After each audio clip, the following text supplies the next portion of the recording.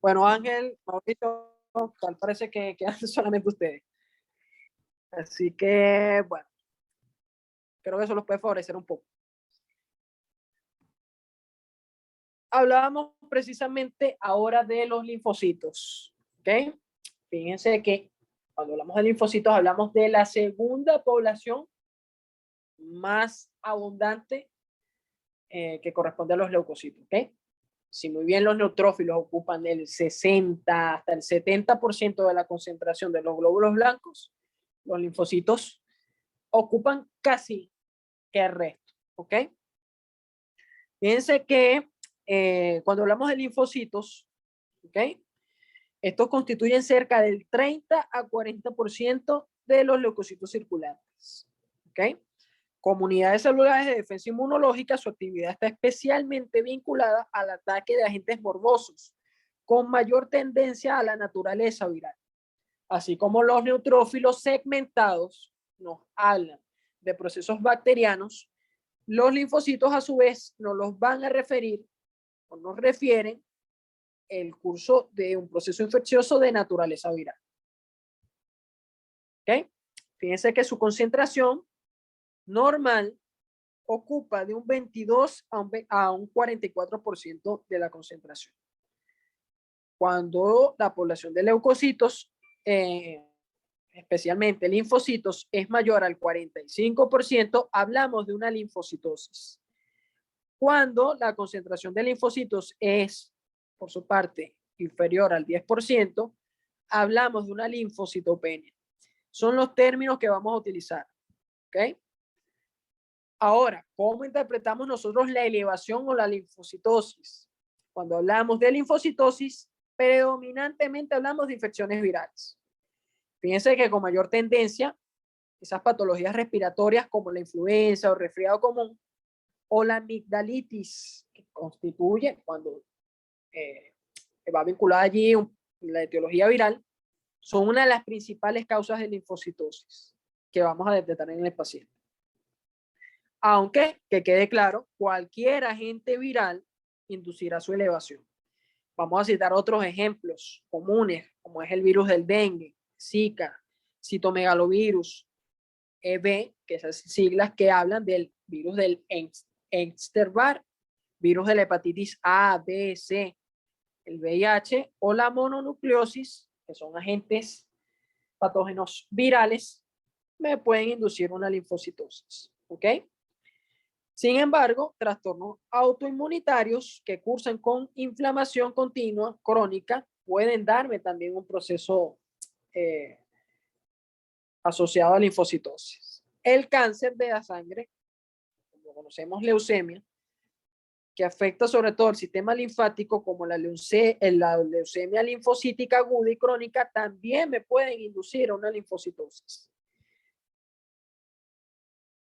Ahora, la linfopenia, una disminución de linfocitos, ¿de qué me hablo? Fíjense que son muchos los trastornos que pueden inducir a una disminución en el número de linfocitos en sangre.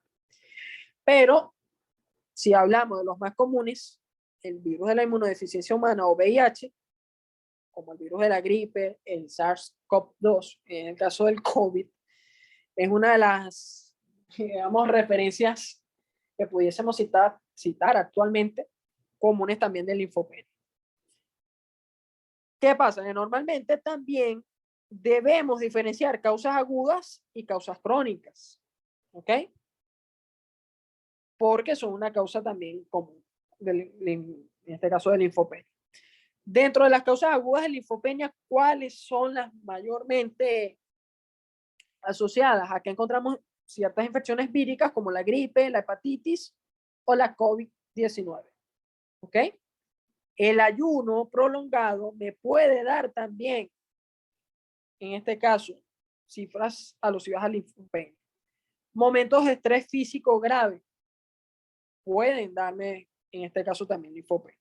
Por eso es que decimos que las personas que tienen esta tendencia al estrés, al sedentarismo, suelen considerarse también personas propensas a estar inmunosuprimidas, porque su sistema inmunológico suele estar comprometido y esto es debido al cortisol, El cortisol es el elemento mayormente asociado al estrés. ¿Ok?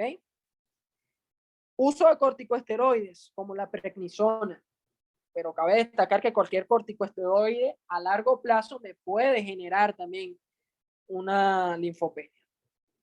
La quimioterapia o radioterapia en el paciente con cáncer también es una causa comúnmente asociada a linfopenia. Dentro de las causas crónicas, la desnutrición se ve, y por obvias razones, en estos días asociada como una de las causas principales también. Trastornos autoinmunitarios, fíjense que el lupus eritematoso sistémico, la artritis reumatoide, una de las que más hemos citado, figuran también como causa. Ciertas infecciones crónicas como el SIDA, ya a grado más avanzado del VIH, o en este caso la tuberculosis miliar, también me pueden inducir a una linfocitopenia. Algunos tipos de cáncer como las leucemias y linfomas. Ahora, monocitos. Digamos que es el leucocito de mayor tamaño en sangre, ¿ok? Representa del 2 al 8% aproximado de la concentración en sangre de los leucocitos y forma parte del sistema fagocítico mononuclear, ¿ok? Digamos que esta población particular de leucocitos tiene una función más especializada y a ellos los vamos a ver elevados solamente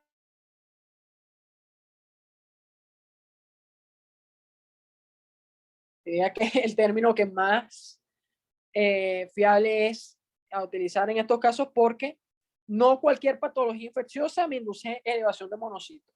Es decir, aquí estamos hablando de patologías infecciosas grandes, de patologías infecciosas importantes, donde el sistema inmunológico válido por neutrófilos o linfocitos por sí mismo no es capaz de resolver el proceso infeccioso.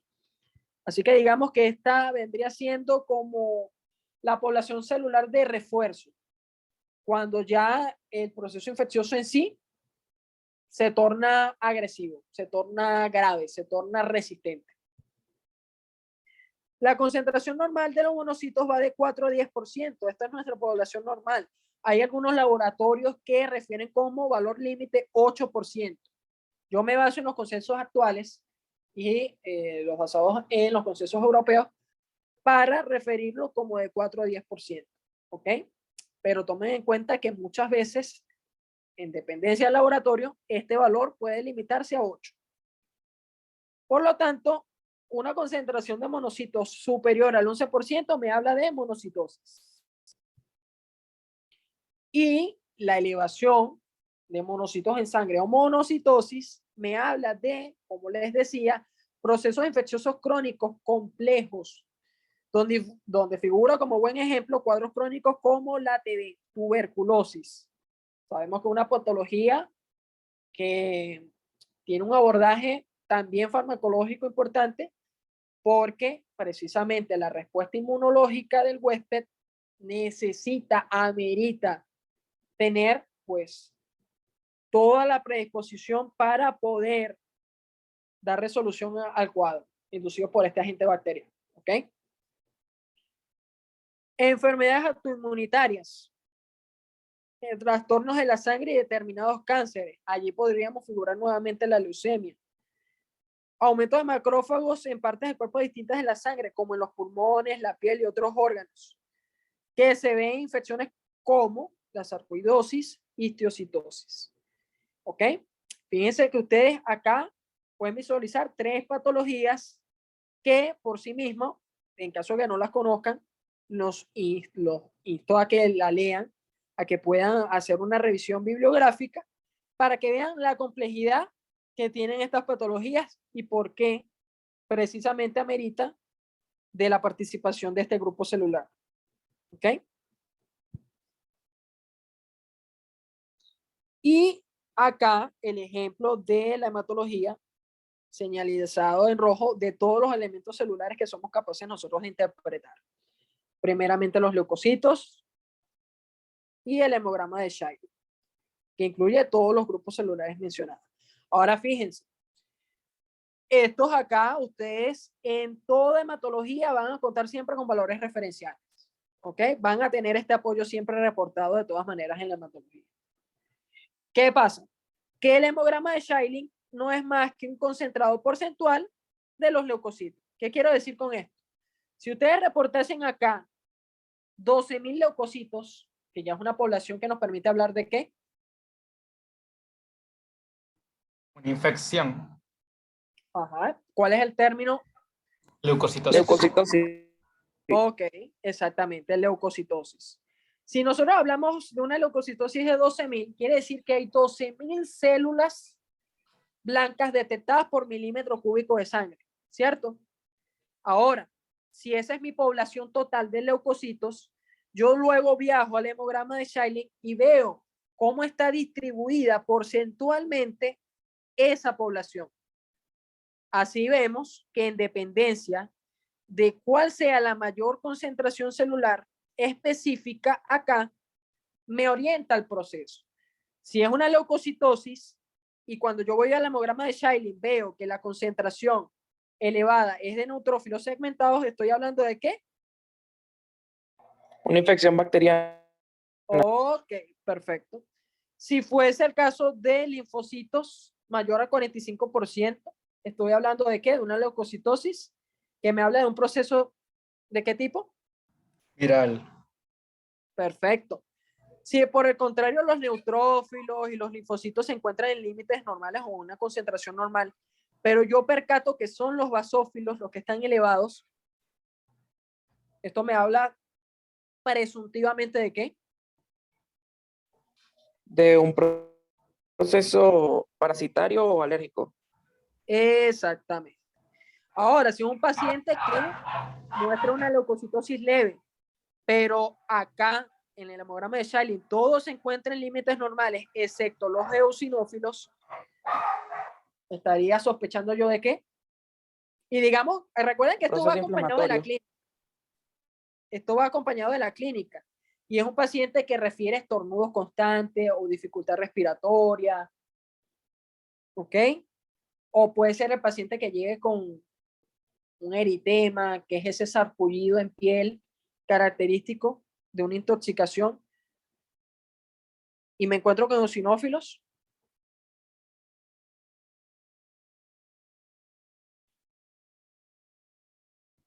¿Recuerdan qué papel juegan los eosinófilos? Profe, un proceso inflamatorio. Inflamatorio, exactamente, o en su defecto alérgico. ¿Ok? Por eso es que es común verlo en pacientes con cuadros respiratorios crónicos como el asma o el EPOC, o el paciente con patologías alergénicas a nivel de piel, como es el paciente con urticaria. ¿Ok? Esa es la orientación que quiero que ustedes asocien ya, porque es el proceder y es la forma en cómo vamos a interpretar nosotros la hematología completa. Ahora, una ayuda, una herramienta que les va a ser de utilidad a ustedes. Esta concentración, independientemente de los resultados, siempre tiene que darme un 100%. ¿Ok? Vamos a ver si acá podemos, me parece más adelante, encontrar un ejemplo que me permita orientarles a ustedes a lo que me refiero. Fíjense algo acá.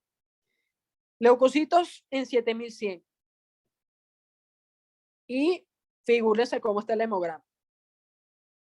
¿Quién me interpreta esa hematología basada en los datos que proyecta allí?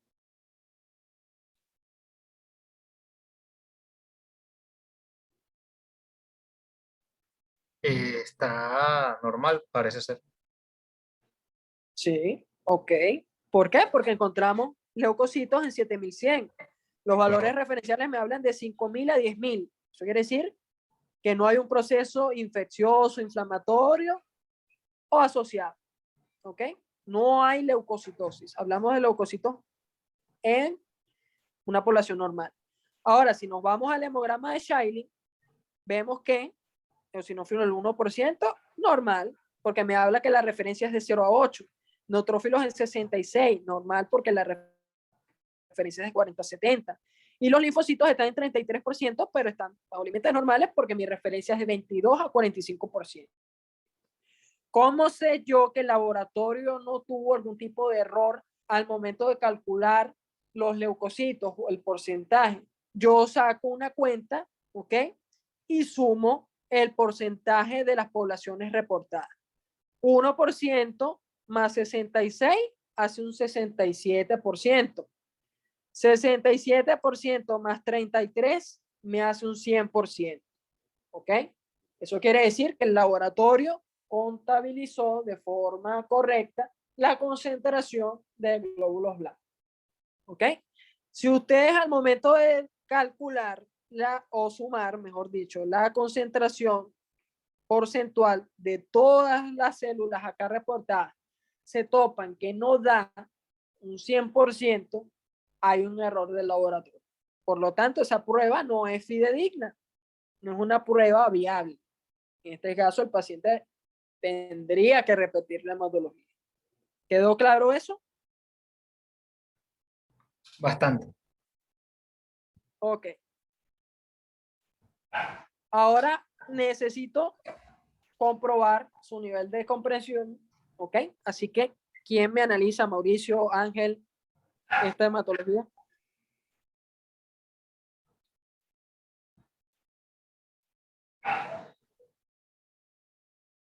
No todos a la vez. Profe, eso es una leucocitosis por un proceso viral. Perfecto, Mauricio. ¿Por qué? Porque encontramos una población de linfocitos elevada. Ahora, eso es al momento de ustedes reportarlo cuando más adelante manejen historia clínica, ¿ok? Esto sería la conclusión: leucocitosis a expensas de una linfocitosis. ¿Ok? Es la forma en como van a referir siempre los resultados. Si por el contrario fuese los neutrófilos los elevados, ustedes hablarían de una leucocitosis a expensas de una neutrofilia. ¿Ok? ¿Quedó claro? Perfecto. Ok. Vamos ahora con los eritrocitos o glóbulos rojos. Luis, de todas maneras, tú que llevas contabilizado allí el tiempo, cuando resten 5 minutos, 3 minutos, notifícame. Te faltan más de 10. Ok, perfecto. Los eritrocitos o glóbulos rojos, ¿ok? ¿Qué son? Como sabremos, esto corresponde a uno de los grupos celulares sanguíneos derivados de la médula ósea. Son las células hemáticas más numerosas. Fíjense que ocupan, inclusive, una población 1000 veces más numerosa que los leucocitos. Entre sus características celulares son discos bicóncavos con un tamaño promedio entre 5 y 7,5 micrómetros. ¿Ok? Carecen de núcleo y de mitocondrias, pero su citoplasma contiene el pigmento hemoglobina, que como sabemos, uno de los elementos que permite el transporte de oxígeno y otorga además el color característico rojo a la sangre.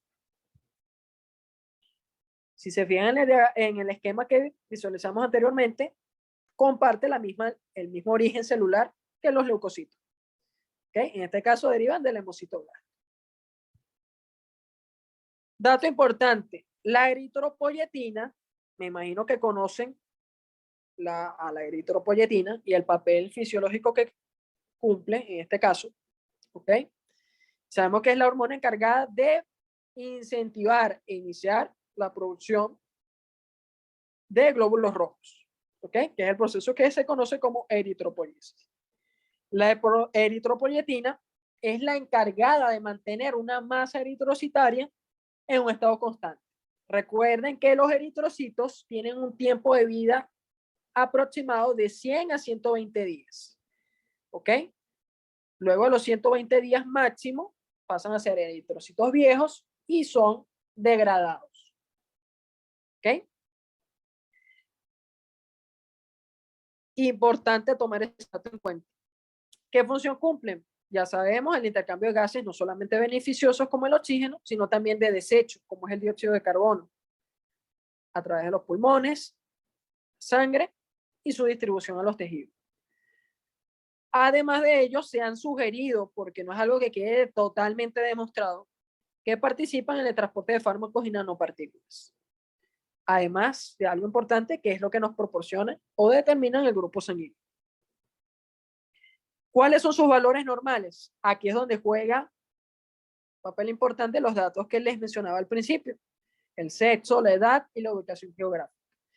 La ubicación geográfica pareciera rara, pero es un dato que, como van a ver, tiene también un papel importante en la interpretación de la población roja, porque tanto personas que viven en zonas de gran altitud, en el caso de la población del Himalaya, en Bolivia, se da mucho este caso, en Venezuela son pocas las ejemplificaciones que podemos dar, ¿ok? Sin embargo, en algunas regiones de Mérida se han detectado casos de policitemia. Esto debido a las zonas de gran altitud, ¿ok?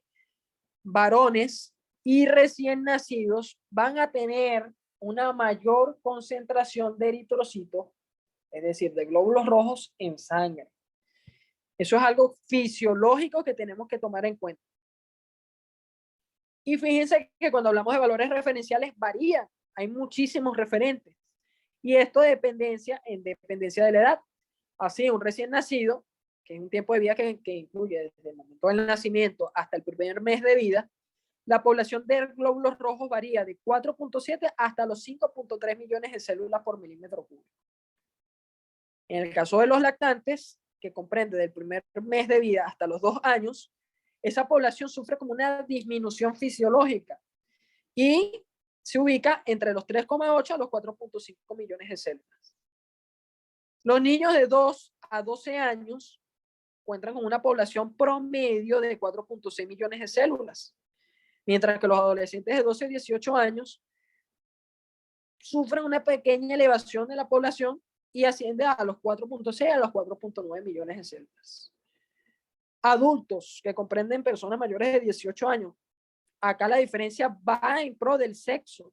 Así mujeres van a contar con una población de 4.2 a 5.2 millones de células, mientras que en los hombres existe una diferencia de 4.6 a 5.9.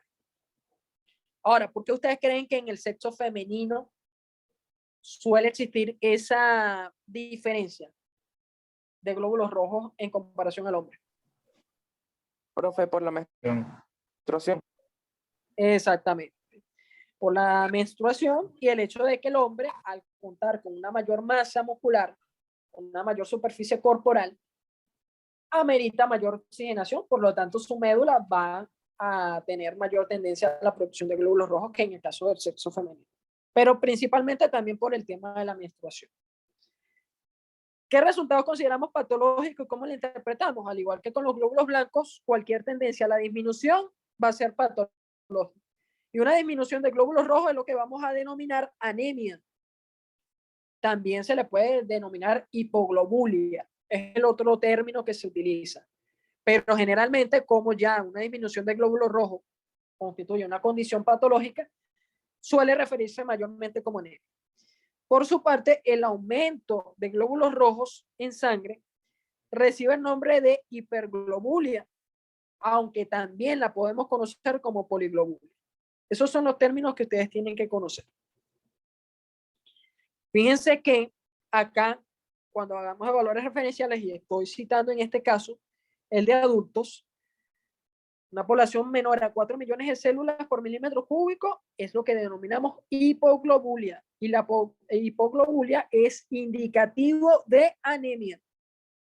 ¿Por qué? Porque si nos vamos al concepto de anemia, me habla no solamente de una disminución de glóbulos rojos, sino que además de la disminución de los otros parámetros que se ven directamente involucrados e influenciados por la disminución de los glóbulos rojos.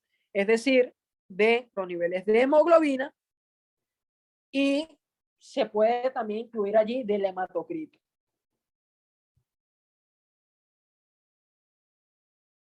Entonces, tomando en cuenta, y hago mucho énfasis en esto, que la anemia no es una patología en sí, sino una condición que deriva de otras situaciones que sí podrían ser patologías, ¿ok?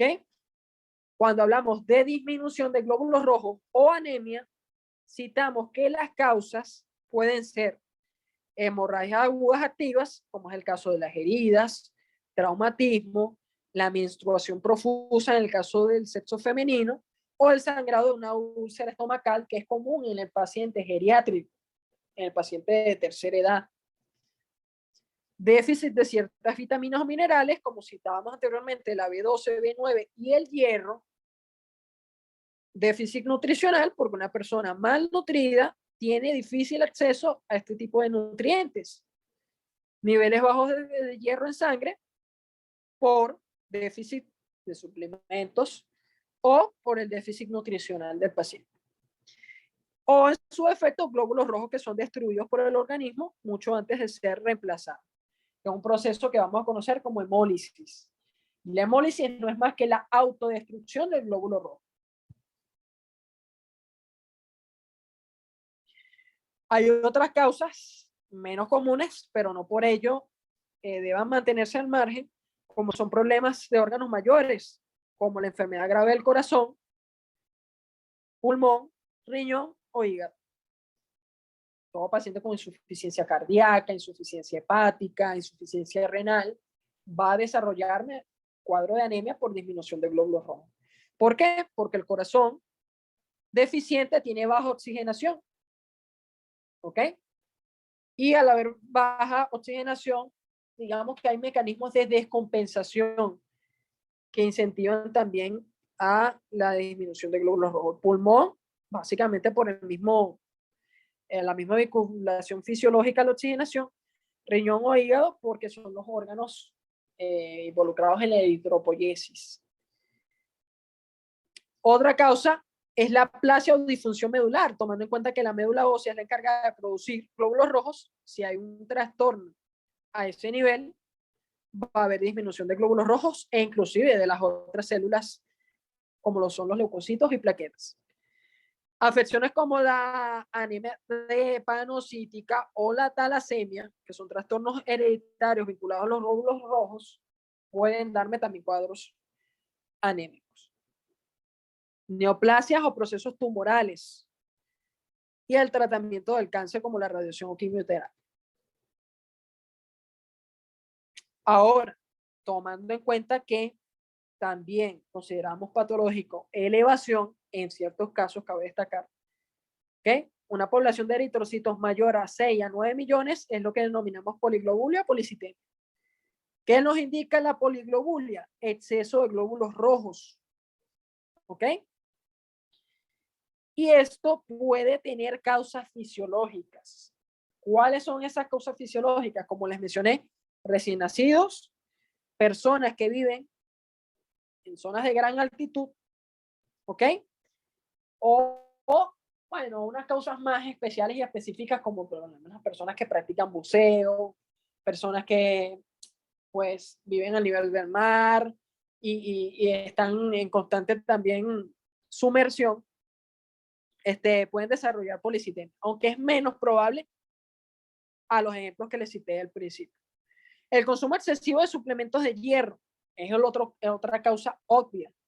Una persona que tiende a mantener ese consumo excesivo de suplementos como el hierro o vitamina B9, B12, puede desarrollarme a largo plazo poliglobulia o policitemia.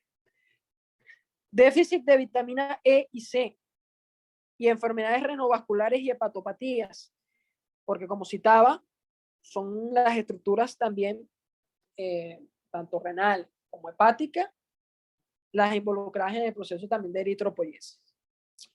Ahora, acá algo que necesito ustedes logren discernir, separar. Policitemia y poliglobulia es lo mismo. No es lo mismo. Pese a que suelen utilizarse como sinónimos, son dos estados que, si bien similares, guardan sus diferencias. La policitemia, poli, que me habla de cantidad, de muchos, citemia, células, ese aumento de células en sangre, que puede involucrar a los glóbulos rojos, sí, pero generalmente también no solamente hay una elevación de glóbulos rojos, sino también de glóbulos blancos y de plaquetas. Eso es lo que la diferencia de la poliglobulia, que es un aumento exclusivamente de glóbulos rojos.